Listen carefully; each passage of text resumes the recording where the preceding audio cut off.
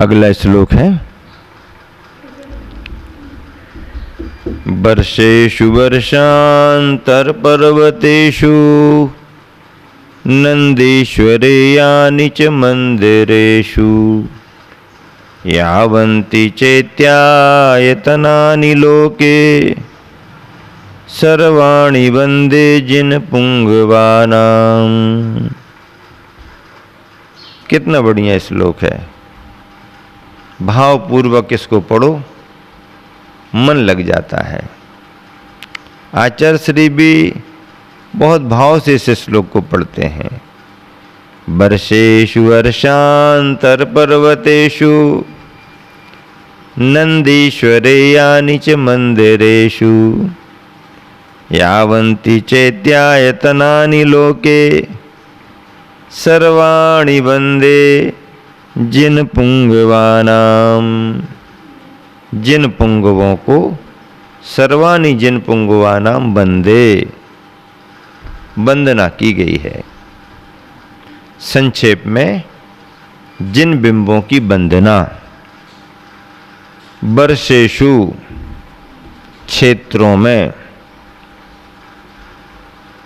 वर्षांतर पर्वतेषु क्षेत्र के मध्य पर्वतों में, नंदीश्वरे नंदीश्वर द्वीप में, च और मंदिरेषु मंदर पर्वतों पर, यानी जो यावंती जितने जिन पुंगवानाम जिनेन्द्र देव के लोके इस लोक में चैत्यायतनानि चैत्य के आयतन हैं। चैत्य आयतनानि चैत्यायतन, आयतन किसे कहते हैं? आधार को आयतन कहते हैं। जो हमारे कल्याण में आधार बने, जो हमारे कल्याण के आधार हों, वो आयतन कहलाते हैं। सम्यक आयतन, अनायतन जिनसे बचना होता है, जिनसे दूर रहना पड़ता है, वो अनायतन कहलाते हैं। आयतन मोक्ष मार्ग प्रशस्त करते हैं, अनायतन संसार के मार्ग में भटकाते हैं। ऐसे चैत्यायतनानि, चैत्य आयतन चैत्यालय हैं। सर्वाणी, उन सभी की, बंदे मैं वंदना करता हूँ। मुनिवर भी मानसोत्तर पर्वत को पार नहीं कर सकते। हाँ, कैसे जाएंगे मुनिवर? आहारक शरीर रिद्धि के धारी मुनिवर नंदीश्वर द्वीप की वंदना कर आए तो उनकी बात अलग है। आहारक शरीर है, लेकिन औदारिक शरीरधारी के लिए तो निषेध है। औदारिक शरीरधारी मुनिवर मानुषोत्तर पर्वत को पार नहीं कर सकते। बिल्कुल। तीर्थंकरों के शरीर का कोई अवयव भी मानुषोत्तर पर्वत को पार नहीं कर सकता। केस लुंच के बाल भी मानुषोत्तर पर्वत के इसी तरफ बिखर जाते हैं, वो भी नहीं जा पाते। पिटारे में रख के ले जाता है दीक्षा स्थल से इंद्र क्षीर सागर में छेपने के लिए।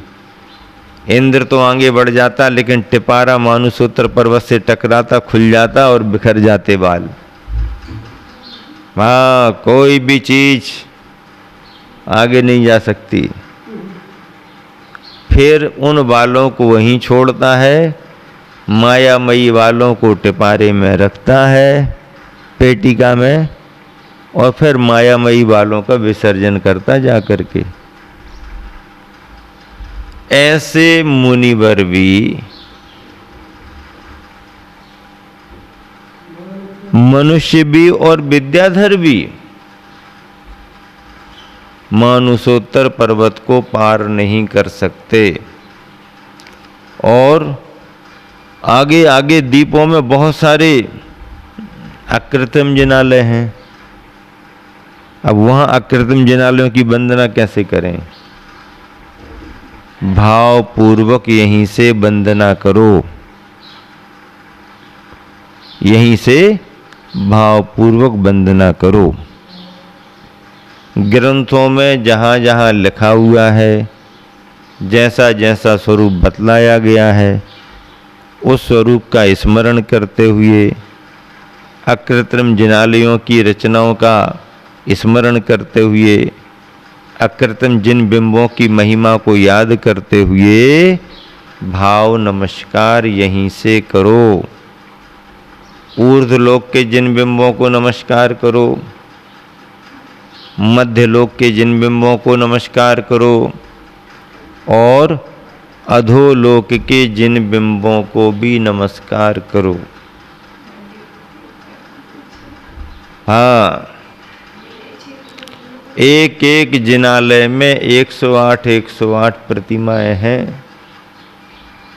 500 धनुष की हैं, बैठी हुई हैं, पद्मासन वाली हैं, बहुत ही सुंदर मनोज्ञ हैं, अद्भुत वर्णन है। नंदीश्वर द्वीप का जब वर्णन पढ़ते हैं ना, क्या बात है। वर्षेषु वर्षांतर पर्वतेषु, वर्षों में क्षेत्रों में, वर्षांतरों में क्षेत्रांतरों में, नंदीश्वरे, नंदीश्वर 8वां द्वीप है नंदीश्वर। कौन सा द्वीप है? 8वां द्वीप है। 2.5 द्वीप के बाहर नहीं जा सकते। पहला जम्बू द्वीप, फिर लवण समुद्र, फिर धातकी खंड द्वीप, कालोदधी समुद्र, पुष्करवर द्वीप। पूरा पुष्करवर नहीं, आधा पुष्करवर, पुष्करार्ध। बीच में से मानुषोत्तर पर्वत खड़ा हुआ है घेर करके। 2.5 द्वीप तक की ही बात करना। क्या? हाँ, 2 समुद्र और 2.5 द्वीप। इसके आगे का काम नहीं है मनुष्य पर्याय के साथ।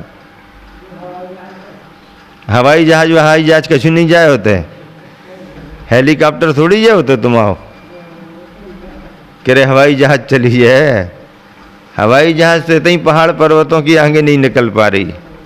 हाँ, होते हवाई जहाज से जाए, कह रहे हवाई जहाज नहीं जो तुम आई होते हैं, कागज को रॉकेट चलो जाएगा तुम आओ। देव जा सकते हैं। इंद्रादिगण देवगण अपनी विक्रिया के द्वारा पहुंच जाते हैं। मूल शरीर तो उनका उनके स्थान पर रहता है। एसी से बाहर थोड़ी निकल सकते वो। निकलेंगे तो विमान में एसी, या तो घर में एसी में बैठेंगे, नहीं तो गाड़ी में एसी में बैठेंगे। सब वे तो शरीर होते ही हैं, विक्रिया के शरीर आते हैं।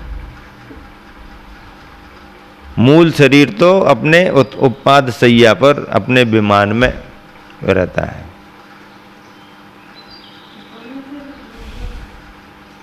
गर्मी में कौन निकले, सर्दी में कौन निकले,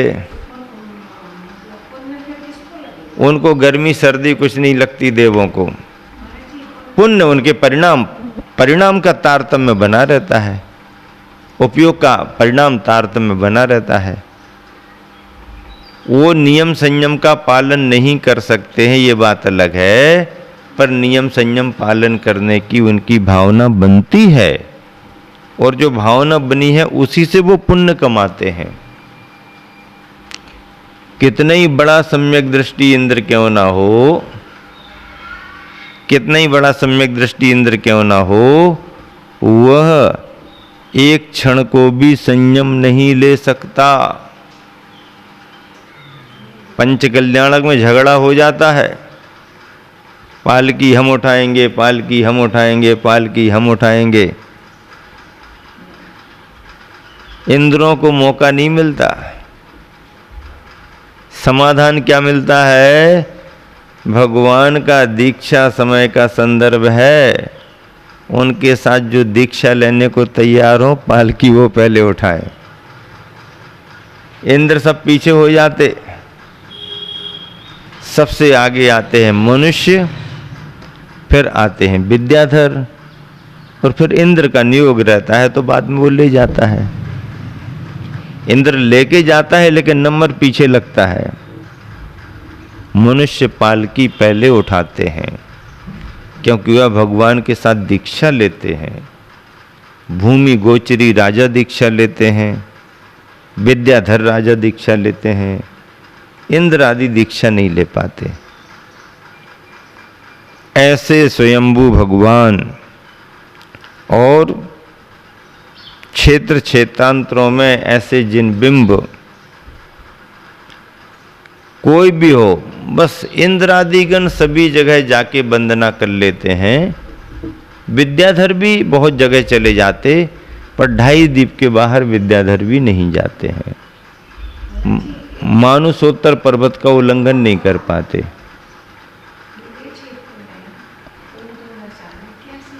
विदेश क्षेत्र में आचार्य कुंद कुंद स्वामी गए तो उनको कोई दैवी शक्ति का सहयोग मिला। कोई दैवी शक्ति उनको लेकर के गई, और कोई शक्ति लेकर के जाए, विद्याधर लेकर के जाए तो जा सकते हैं। और क्या, उनके विमान में उन्हें बिठा लो, चलो आंखें बंद कर लो और चलो, आंखें बंद कर लो, चलो चलो तो चलो, क्या है। अरे पुण्य किया था, गए तो वहां पर उनको उपवास करना पड़े। उपवास किए कुंद कुंद स्वामी ने, 7 दिन रहे वहां, आहार नहीं किया। क्यों नहीं किया? क्योंकि उनकी दीक्षा भरत क्षेत्र की थी। भरत क्षेत्र में जिस समय दिन रहता उस समय विदेश क्षेत्र में रात रहती। और क्या, जब वहां दिन होता तो यहाँ रात। अब जब वहां पड़गाहन करने वाले मिले तो यहाँ रात है, और जब यहाँ दिन हो गया आहार करना है तो वहां पर रात है। इतना अंतर है। हाँ, 7 दिन उपवास किए, पर उपवास किए सो किए, लेकिन भगवान की वाणी का सार उनको मिला। अद्भुत ज्ञान का सार लेकर के वहां से आए, और जैसे गए थे वैसे ही वापस आ गए। क्या? जैसे गए थे वैसे ही वापस आए, और आकर के फिर इस भरत क्षेत्र में आचार्य कुंद कुंद स्वामी ने जो कार्य किया है, हुए हैं न होएंगे मुनिन कुंद कुंद से डंका बजा दिया। वो नहीं होते तो आज दिगंबर परंपरा में कुंद कुंद आमनाएं नहीं होती। दिगंबर परंपरा को संभालने में, सुरक्षित रखने में कुंद कुंद स्वामी का बहुत बड़ा योगदान है। इस बहुत बड़े योगदान के कारण ही कुंद कुंद स्वामी का बड़ी श्रद्धा से स्मरण किया जाता है।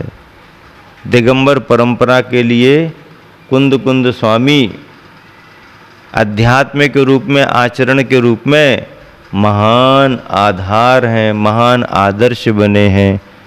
ऐसे कुंद कुंद स्वामी के लिए कौन याद नहीं करेगा। इंद्रादिगण कहीं भी जा सकते हैं विक्रिया के बल पर, मनुष्य और विद्याधरों की सीमाएं हैं, लेकिन दीप दीपांतरों में, क्षेत्र क्षेत्रांतरों में जो अकृत्रिम जिनालय और जिनबिंब हैं, उनकी वंदना तो हम जहाँ हैं वहीं से भावपूर्वक कर सकते हैं।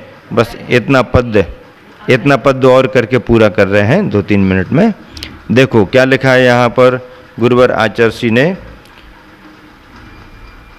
पहले तो उसका सारांश बताते। क्षेत्रों में, क्षेत्र के मध्य पर्वतों में, नंदीश्वर द्वीप में और मंदर पर्वतों पर जो जितने जिनेंद्र देव के इस लोक में चैत्यालय हैं उन सभी की मैं वंदना करता हूँ।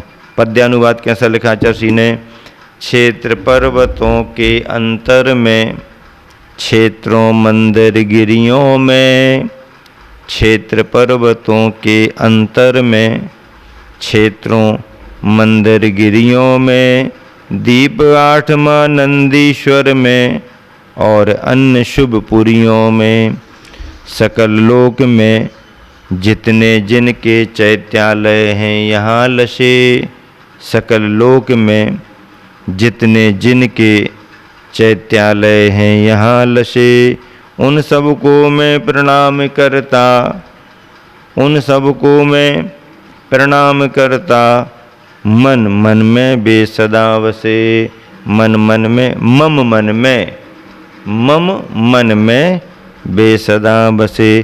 क्षेत्र पर्वतों के अंतर में, क्षेत्रों मंदिर गिरियों में, दीप 8वां नंदीश्वर में और अन्य शुभ पुरियों में, सकल लोक में जितने जिनके चैत्यालय हैं यहाँ लशे। उन सबको मैं प्रणाम करता, मम मन में बे सदा बसे। मम मन में बे सदा बसे। इसका अर्थ ये है, क्षेत्र पर्वतों में अकृत्रिम जिनालय, मध्य लोक में कितने द्वीप हैं, असंख्यातों द्वीप हैं। उन द्वीपों में भी जहाँ जहाँ पर अकृत्रिम जिनालय हैं, क्षेत्रों में, पर्वतों के अंतर में, मंदरगिरियों में, रुचकवर, कुंडलवर आदि आदि स्थानों में, नंदीश्वर द्वीप में, जहाँ जहाँ कहीं भी अकृत्रिम जिनालय बने हुए हैं, सकल लोक में, संपूर्ण लोक में, संपूर्ण लोक यानी ऊर्ध्वलोक, मध्यलोक, अधोलोक, ऊर्ध्वलोक, मध्यलोक, अधोलोक, इन सभी लोकों में जितने जिनके चैत्यालय हैं, जिनेंद्र भगवान के जितने चैत्यालय हैं, उन सबको मैं प्रणाम करता। क्या होता है प्रणाम करने से? प्रणाम करने से, प्रणाम सम्यक दर्शन का अंग है।